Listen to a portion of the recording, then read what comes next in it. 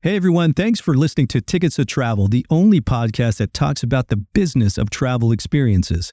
In today's episode, you'll meet Jon Allen, co-founder of TKT. Jon has spent his career in the ticket reselling industry for live events, as an early member of Ticket Network to working with ticketing technology provider Logitech. As a co-founder of TKT, what exactly is TKT? TKT is the go-to for European and UK live events combined with personalized hospitality services. You can enjoy prime seating options, exclusive hotel stays, and VIP experiences. With TKT.com, expect 100% order fulfillment and round-the-clock customer support. Jon is also an active member with the Coalition of Ticket Fairness, which focuses on the rights of ticket resellers. We will get into all things ticket reselling and understand the demand from international markets to package their live event tickets with travel. So stay with us and subscribe to us wherever you get your podcasts, because Tickets to Travel starts now.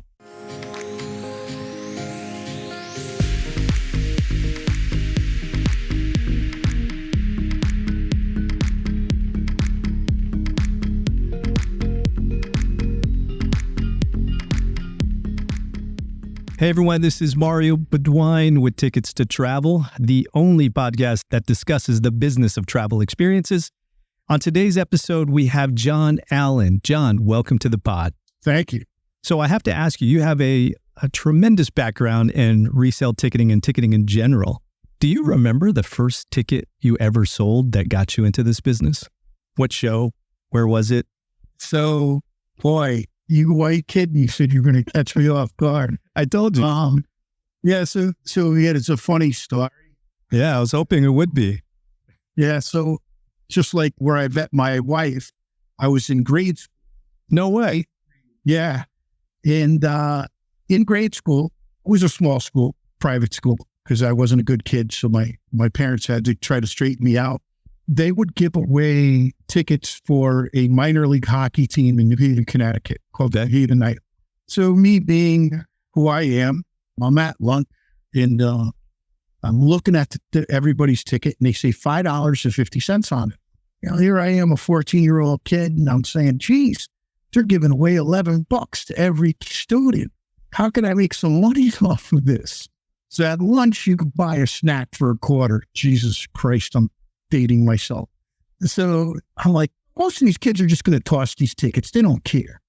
So I go and I sweep my father's garage. I forget what I did. And I ended up making a $10 roll of quarters. And for 25 cents, I'm offering every kid a snack for their 2 tickets. So at the end of the day, I ended up with probably 50, 60 tickets. And I go down to the New Haven Coliseum and stand in front of the box office, save $1. 2 for 10, right? And here I am now, 14-year-old kid, come to school the next day with a wad of 5s and 10s.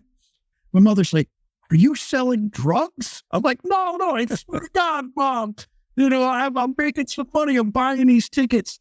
So I whip out my wad of cash the next time they do the ticket giveaway. And the teachers look at me and go, oh my God, how much money is there? Like, oh, $500-$600. Wait a minute. What? That's more than I make in a week. So, yeah, that started my illustrious career in the ticket selling business. Got it. So it's sort of the equivalent of nowadays, these kids who do stuff online where they're buying, whether it's sneakers or collectibles and then flipping them for something bigger. But this is even better because on tickets, you have all this demand that comes in, right, for a specific event. And as long as you control those tickets, you can kind of charge whatever you want for the most part. When did you sort of formalize this as a career that you said, you know what, this is something I can continuously do? Or was the hustle always there and you just started picking up new and new events from venues? Well, the hustle was obviously always there. I mean, the name of the game is hustle, right? Right. Like if you're not working harder than the next person, you're never going to get it. But I was fortunate enough to meet pioneer in the industry who created the first point of sale for the industry and the first exchange. I graduated from the minor league team to the major league team, which was in Hartford, Connecticut. Nice.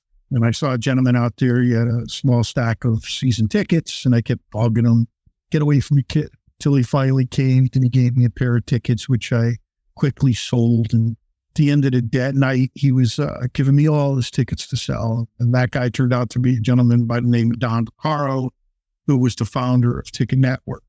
That brought me into a whole other, because that introduced technology into the industry. So instead of some guy standing on a street corner with a trench coat saying, "Come here, I got a bunch of tickets, buddy," it turned out to be like more mainstream, frictionless transactions using the internet. Part of the basis of this show is really how online travel and entertainment ticketing haven't been merged at scale to a certain degree. There are certain people who are in that space. So, I don't want to date you too much, but what do you think was the big sort of transition in terms of online ticketing or just with technology? Was it, one, the internet, obviously, but two, was it more mobile ticketing, you think, or any others? Mobile ticketing certainly helped. But I mean, once the internet came, geographic boundaries fell. Originally, we would do everything retail, so there were no marketplaces. We mainly relied on traditional marketing, such as, telephone books, radio ads, so on and so forth. Like, we were the ones that really pioneered going outside of our own market, because traditionally, late 80s, early 90s, it was called a concierge type business. I know a guy, which was based on their geographic location. So you had a guy that, did New York. You had a guy that did Boston. And there still is some subset of those resellers out there that still have that white glove concierge type service where, they don't want to go on the internet, not know who they're actually buying the tickets for. If there's an issue, they want to be able to pick up the phone and talk to an individual. I guess that's the long way of telling you that the internet really started to change things. And then, the digital aspect of delivering or fulfilling the inventory really kicked it up a notch. Now I've actually listened, I did a little bit of homework. I listened to some of your podcasts, and you guys kind of hit it on the head. Now it's evolved to more of an experience than it is an actual just buying a really expensive ticket off of StubHub. People have now know that we can get anything, anytime, anywhere we want, but what's the enhancement, right? They're really looking for experiences. And I might be jumping too far ahead, but that's more prevalent in the international side of things, because even though their technology is antiquated, their mentality is a little bit dated, they're more forward thinking on, how do I make it an experience from the lowly guy that buys a GA to the high roller that sits in an executive suite? Yeah. So when you say that, and I don't mind going there already, you're talking about the teams, the leagues, the venues who have the primary tickets or through their primary ticketing system. And there is a bit of legislation or laws internationally that sort of prohibit a secondary ticket or a resold ticket. Is that true? This is what I'm sort of finding out from my research, in that you need a package of some type. It's a tricky question, right? Because what constitutes, a package or additional value? So it could be something as simple as VIP entrance and exit, free cocktail hour party, or as detailed as post-concert or event, the photo op with some of the stars. Right. So, but I mean, they had already had this idea with a lot of specifically in their football teams, where they had lounges and more experience orientated type packaging with their events, but they're still missing a lot of some of the nuances that we've been able to build on in the US, specifically like data, pricing, distribution, all that stuff. We're more advanced than they are over there, but it's gaining ground fast. And so this is a little bit about what you do at tkt.com, right? Maybe this is a good time to sort of explain your new endeavor as to what part of the market you serve and what you're trying to do for the industry. So a lot of what I do is based on my own personal experience, right? And I'll be remiss to say I'm not the greatest at obtaining inventory for high profile events in the US, right? But my kids think everything should be front row. Money doesn't matter. A bit spoiled. Yeah. Yeah, they're spoiled, right? So this all stemmed, the travel portion of it anyways, from an experience I had specifically with Taylor Swift. So we had figured out that it was actually cheaper to go see Taylor Swift for her entire family, to see her overseas, as it was to go to the next town over. Right.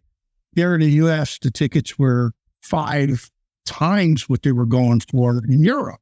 And my kids are like, we want to go. Specifically, my grandkids, that's how old I am. How are you, your grandpa, you're going to get us the best seats, right? No pressure. Grandpa loves you, but I don't think I got 30 grand in my back pocket, kids. But let me do some homework. So I found a venue overseas, and I'm like, Jesus, not only can we make this an experience to take the kids and the grandkids to a Taylor Swift show, but we could turn this into a vacation. Like, geez, okay, twist my arm. I got to go to Paris to see Taylor Swift. Oh God, it's just going to be terrible. And geez, it's only going to be about 1/5 of the price that it is here. But wow. So you did the math, and it's about 1/5 for is it a family of 4 to go? It would have been. Just to put it in perspective, what we were paying $5,000 each in the US was costing me about $1,000. Wow. So it was a pretty significant savings. But this is where you kind of really get it. So although that sounds fantastic, the actual process wasn't very frictional, right? Mm-hmm. And I know there are some companies that are building to make that a more attractive experience. But it was like, okay, let me go find a hotel. All right, let me book a flight. Then I have to secure the tickets. And how do I wrap all this into one itinerary? How am I going to pay for this? I got to book the room over here, book the flight over here, pay for the tickets over here. Excuse my French, no pun intended. It was kind of a freaking nightmare, Yes, totally. There's got to be a better way. I started talking to a very, we'll call him an intelligent travel expert. And he's like, look, I could show you the way. So some guy named Mario started showing me some products that seemed to fit the bill. Not quite there yet, but it seems like you guys are the individuals that are working on this or get it, right? Which few do. Just like the ticketing industry over there, the travel industry, super antiquated, right? They're still operating on stuff that was 10, 15 years ago. Ideally, if I had a magic wand and I could do everything, I would make it so that I could book my tickets, my accommodations, my travel all in one process, right? Right. And not only does that make it a better experience for the end user, the consumer, the venue, the team, the lead, it also creates a true experience for the consumer, right? Cuts down on a lot of the headaches. I got to check on this person for the travel. I got to check on this person for the tickets. How do I organize this group to go to this event? Who's got the tickets? What name is the hotel under? Are we on the same flight? Where are we sitting on the flight? Who's watching the snotty nosed little grandchildren when we're away? So that is really what TKT is looking to solve. We have it with the experience part of it, meaning the white glove concierge packaging of the tickets in said experience, whether that be VIP entrance or pre-conference photo op or post-conference meet and greet or high-level suites or mid-level lounges. But the travel is still that missing ingredient. That's what we really are hoping, knock on wood, to solve. I think there's some solutions coming, but let me unpack a couple of things here. So you are probably one of the direct people I've heard the story, the Taylor Swift story from, in terms of the pricing and creating an experience not in the US. I think most people don't realize that she injected an extra $5 billion into the economy when she did the 2023 Eras Tour here, which, by the way, she doesn't get a piece of.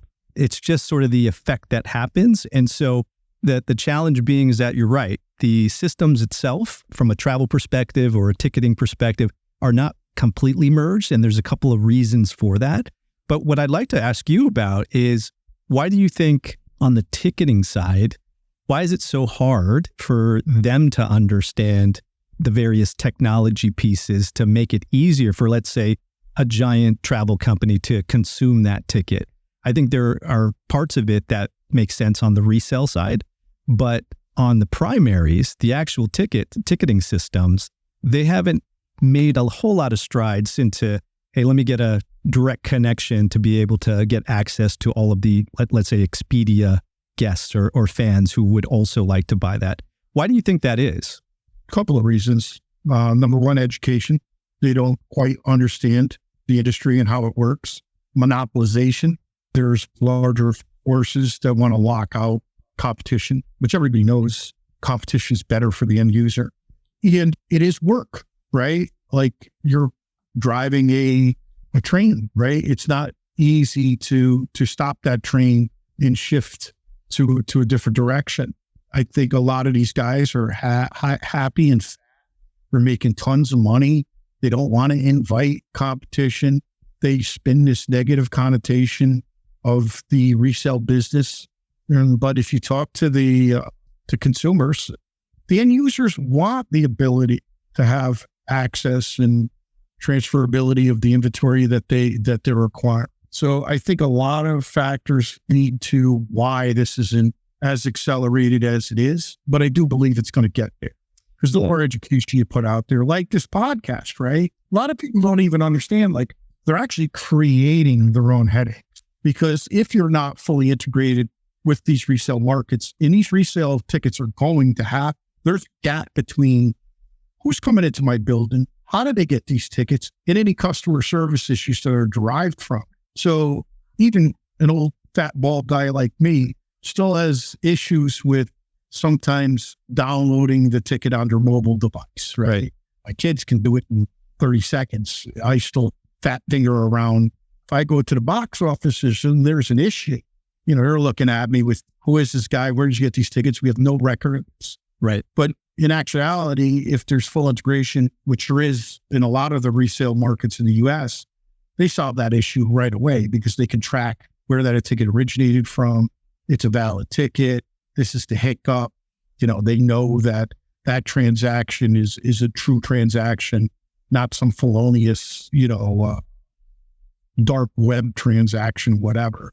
So I think the more that the consumers, the industry, the primaries understand that this is better than just allowing one or two entities to control everything, you'll see these barriers break down and people be able to go out and expand competition, which will drive down pricing, which helps with a more frictionless experience, if that's a good definition. Yeah. No, it's a very tech. See, you're not that old, Jon. That's a very technical answer. You mentioned the primaries, but also it comes down to the rights holders, right? It comes down to the owners of this sports team, the leagues, the artists, the promoters themselves. And so how does that play into it? Because I think that there's a lot of interesting sort of back and forth. One, what's a ticket broker versus a ticket scalper? I think some of these primary systems have various definitions for that. And what that connotation kind of means. I know where maybe you could tell us where it came from and what the idea was, since you were reselling tickets at 14. But boy, you really are making me feel old. No, but what I'm saying is I think that the rights holders, the venues, all of these guys have a responsibility to be a little bit more transparent about how the business works, because I think everyone gets really passionate and angry when they can't get that Taylor Swift ticket. But what about those games in that same arena where they're not selling the upper half of the arena because it's, I don't know, the Washington Wizards against, the San Antonio Spurs, who are horrible, right? So no offense to any Spurs fans out there, but I don't think there's a firm understanding of how the ticketing business works and how that the primary ticketing system and the rights holder sort of control that to a certain degree. And to be honest, from what I gather, they actually like resellers, which is probably not what Live Nation or Ticketmaster want to put out as a message. And I'm pretty sure you do some of this work, CTF or the Coalition for Ticket Fairness. The Tickets to Travel podcast is always brought to you by Expo Travel. Expo Travel is experiences optimized travel, assisting B2B startups and companies with business development in online travel and entertainment ticketing distribution. If your company is looking for ways to boost revenue, increase average order values, or activate your member base with either travel or entertainment ticketing, contact the team at Expo Travel for a consultation today. Visit xpotravel.com. That's xpotravel.com for more information. So a little history lesson. Season tickets originated by mom and pop shops actually distributing them physically, right? So you go way back to the 20s and 30s when baseball was at its heyday. You actually had these guys that were runners, right? That would have physical hard copy tickets, and they'd bring them to their neighborhoods and they distribute them that way. That's how the season ticket base grew. Fast forward to modern times, the teams and leagues would gather their own database of season ticket buyers. But what they found quickly was that the majority of those season ticket buyers weren't going to a full 82 games like you're explaining. You know, they were taking the majority of their tickets and they were reselling them to not monetize, but sort of like release them from some of the financial obligation of having to buy 82 games a year. They've quickly said, geez, this is a tremendous resource suck on our infrastructure. Well, instead of giving it to 10, 12,000 fans, that 60% of them are reselling them anyway, why don't we give them to the 6,000 fans that are going to go to every game, not really reselling them, and the other 4,000 or 5,000 to 2 or 3 individuals that have multiple distribution channels that will actually share some of that revenue of the resale back. That launched in the U.S. what we called consolidation. So you consolidated a lot of their fan base into bigger resellers that had more insight to the values of what fair market were going to actually pay for the inventory. I see. So that was where the teams, leagues, and venues started really buying into this, because now they said, okay, instead of John Smith buying these 8 field boxes, really to only use 4 and sell the rest and make money and so on and so forth, I didn't know who was going to be into the venue. I didn't receive any proceeds from the resale of those tickets. And every year, those consumers changed, right? Then the resellers started getting super sophisticated with the internet and being able to really use technology. I'll use the buzzwords, AI and right? bots. Yeah. They're able to capture more content and individuals that were looking for inventory. I'll revert back to internationally. So like internationally, when I started delving into that side of things, I was like, oh, okay, well, maybe international will be a different distribution channel and I could sell a bunch of cheap tickets. Found out real quick that it wasn't cheap tickets that were selling. It wasn't a ton of them. What ended up happening was we caught a specific market of people that are going on quote unquote holiday, right? That were spending thousands of dollars to travel, that didn't want to sit in the upper deck, right? And didn't mind spending larger sums of money to have the best seats in the house. The experience. So it was another experience play. So that kind of was like something that we just found out probably in the last 3 years, that there is a big market for transcontinental travel, for people going back and forth, buying our events over here and vice versa for events over there. So there's the industry's, again, I'm very long-winded with it. The industry is always evolved. If for better or worse, resellers, entrepreneurs, they've always been better at being nimble and adapting to these trends. So now you have team, league, and venue that can focus on the core concepts of what they do, operations, maintenance. They don't need to fragment their ops team to worry about how they're going to find more, excuse the French again, asses for their seats, right? Right. They can focus on the experience aspect of their product. They can focus on maintaining that brand integrity and not having to worry about, how do I squeeze out more revenue on my existing ticketing database. For better or worse, again, these entrepreneurs, the resellers, are really good at being nimble and finding more ways to distribute that inventory, mainly with technology. Yeah. So what you're saying through all of this is one, that technology has come a long way. The international markets, those venues, leagues, and teams in Europe, for example, they're starting to evolve. I always say that they're probably maybe 10 years behind in a lot of ways, if you think that's accurate. And now the timing is right. So now you've got these post-COVID, obviously, you've got a ton of demand that is for every type of live event, essentially.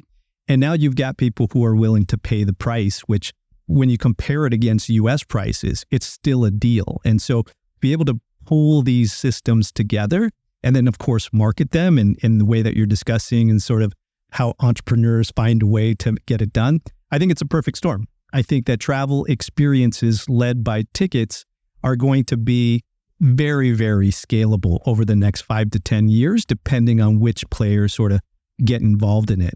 I mentioned one thing earlier about what the difference is between a ticket broker and a ticket scalper.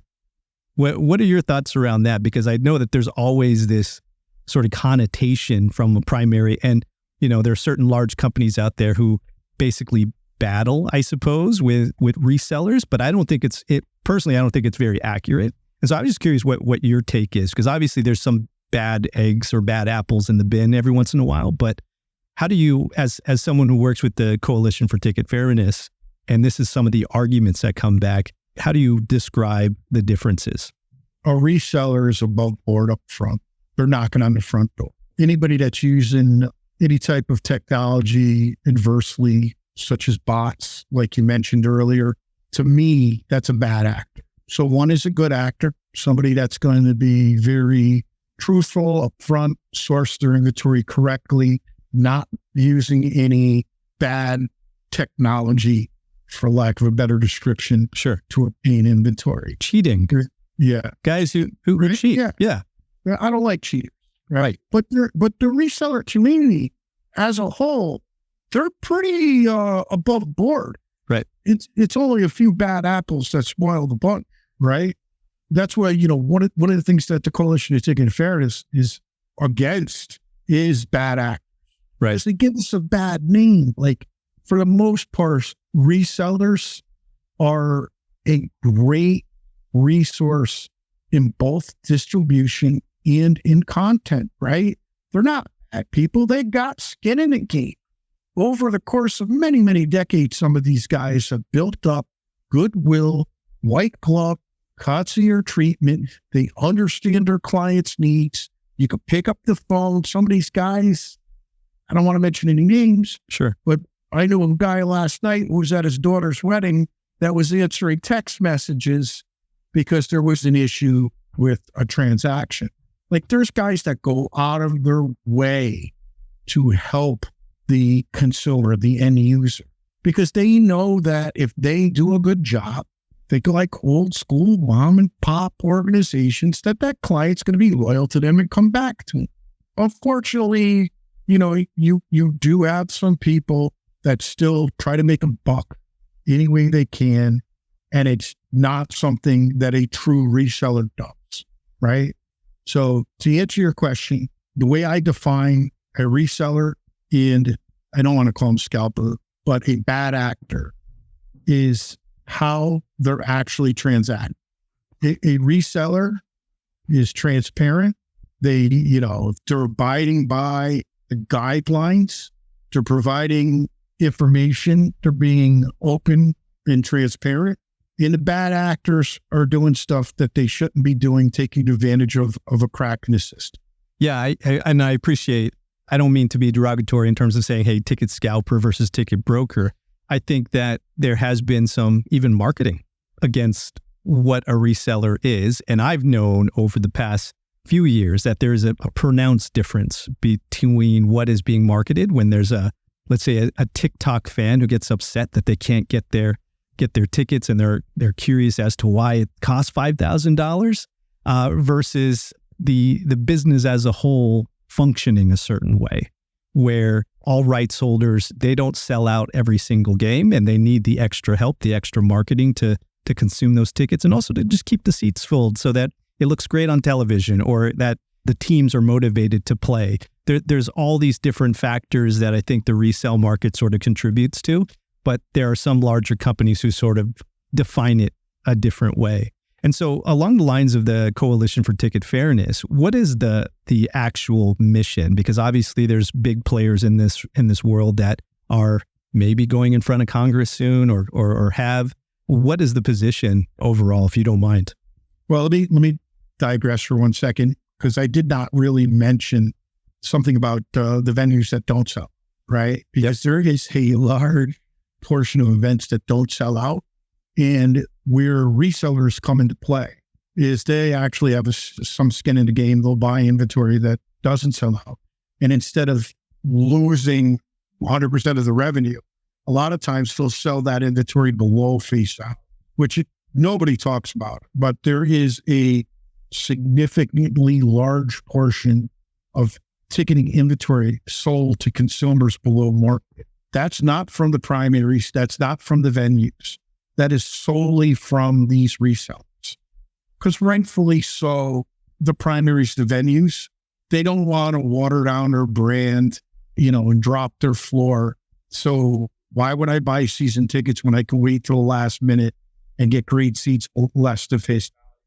So there is a very significant, and I forget the number, but it was in the tens of millions of dollars of inventory year over year that sold below market outside of mainstream primary facing distribution sources. So it does help venues, teams, leagues, not only maintain a brand, but also the end users getting a discount on inventory. Now, back to the Coalition and Ticketing Fairness. The message is really simple, right? You buy a ticket, you own that ticket. You should be able to do whatever you want with that ticket. In most industries, unless it's some sort of life-saving type of product, there is no regulations on something you buy and what you can do with it, right?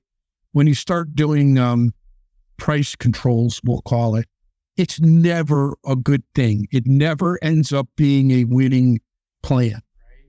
Are you referring to, let's say, dynamic pricing on the primary?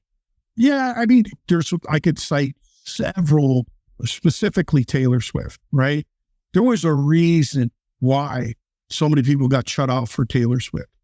Because as the primary is trying to catch up with the demand, they're dynamically pricing the tickets, right? Slow rolling the sale of that inventory and not allowing people to get through. I could show you multiple testimonials, people that look, the day off of work, I missed my final exam. If you just told me how much the tickets were the day they went on sale or gave me a different resource to obtain that inventory, I just would have did it. It wasn't worth the headache to me. You guys just made this experience awful. I didn't want to go to the show anymore. But getting back to the actual message of the Coalition of Ticketing Fairness, right? We just want free and transparent transferability of that inventory, right? Mario, you buy a ticket, God forbid you come down with COVID. You want to give that ticket to your Uncle Bill. Why do you have to get permission from the primary to send that ticket to Uncle Bill? You paid good money for it. You own the freaking seat. You should be able to do whatever you want with it. You should be able to rip it up, burn it, give it to your cousin, whatever. You should not be dictated by the primary who you paid the money to be able to distribute that inventory to whoever you want. Which again, I'm not really picking on any one person, but the more controls that you put on, the less helpful it is to the end user, right? Competition breeds better price, period.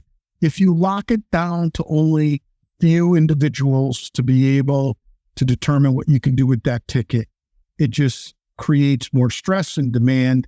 And unfortunately, it opens up a black market because no matter what industry it is, I mean, look at, for example, Ozempic, right? Ozempic is wild right now. You're sick, you can't get Ozempic, but you can go to your health spa down the street and sign up for some package and pay $700 a week, and they're giving you the pin. Right. Right. That's a good comparison. You're right. That's exactly what it is. They're just pre-buying inventory from whatever pharmaceutical company. They get a doctor to prescribe it, and they can mark it up to whatever they want. Right. So I didn't want to make this about the CTF, but it is one of my passions because unfortunately for me, I'd probably be much more wealthy, much more successful, but I like to help people. I don't know. It's an inherent.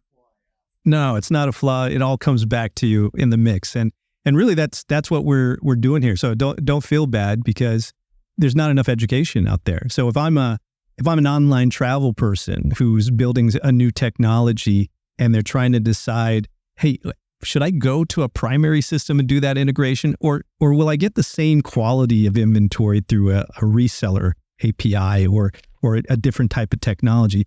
And the answer is it's probably about the same. There's no really different. It just depends on where the pricing lies for you. And you'll have to make that decision as the technology building that type of packaging engine or that type of engine in general because essentially you become the reseller of the ticket, right? So no, I think that's all very interesting. And I think it's important to separate that from primary ticketing sort of marketing and what organizations like CTF does. In terms of the experiences, again, though, you believe that there is definitely a demand for an online ticket plus travel type of engine, especially coming out of these international markets. Like you've actually had conversations with venues and teams and leagues about this. Oh, they want it. They want it bad. I mean, so do I. I mean, look, if it would have made even though the experience on that show where I took the entire family, it would have been so much more delightful if I was able to combine the entire transaction in one place. Like that would have made my day. Because I mean, who's outsourcing an Airbnb?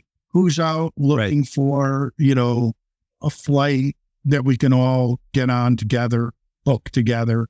It was a bit of a cluster trying to combine all factions of that trip. But no, I mean, I personally would love if somebody could seamlessly integrate travel with tickets. I just think that would make a much more delightful experience for the end user. I believe that's true as well. I typically like to end the podcast with our guests to go over what they think would be the perfect travel experience. So whether that's a music festival, a concert, any type of ticketed event, live event with a destination, because essentially that's also part of the experience, right? So what about you, Jon? Where would you like to go? What type of live event would you like to see in some exotic location or not? I'm a bit of a foodie, right? I would love to go to a location, maybe in Spain, maybe in Italy, that can offer me some cuisine that I'm not used to. But more specifically, football. Like I've become a big fan. Well, we call it soccer over there. They call it football over there. It's almost like a religious experience. So I would love to find a combination to where I can go book my travel experience and my ticketing allocation all in one spot and be able to share that with my family. That would be my ideal. Which team do you support? I mean, the World Cup's coming. I can't say because I have to be ambiguous as a salesperson. Right. You're agnostic, Man City, Man United, or La Liga, right? You're in Spain. Probably a Barcelona guy. PSG. The Real Madrid with Mbappe, right? But yeah, I mean, to me, it's not about a specific football team, but the actual experience that surrounds that whole proposed trip. Got it. So you would get a foodie destination, possibly Barcelona in Spain, and love to see a derby of some type where they would be at one of these amazing stadiums, and that hopefully you've sold the ticket and added the hotel in that destination. That's amazing. Well, Jon, thanks for your time. We really appreciate it. I think we covered a lot of interesting topics to educate the online travel and ticketing distribution industries. So until next time, thanks again. Appreciate it. Thank you. The Tickets to Travel podcast is always brought to you by Expo Travel. Expo Travel is experiences optimized travel, assisting B2B startups and companies with business development in online travel and entertainment ticketing distribution. If your company is looking for ways to boost revenue, increase average order values, or activate your member base with either travel or entertainment ticketing, contact the team at Expo Travel for a consultation today. Visit xpotravel.com. That's xpotravel.com for more information.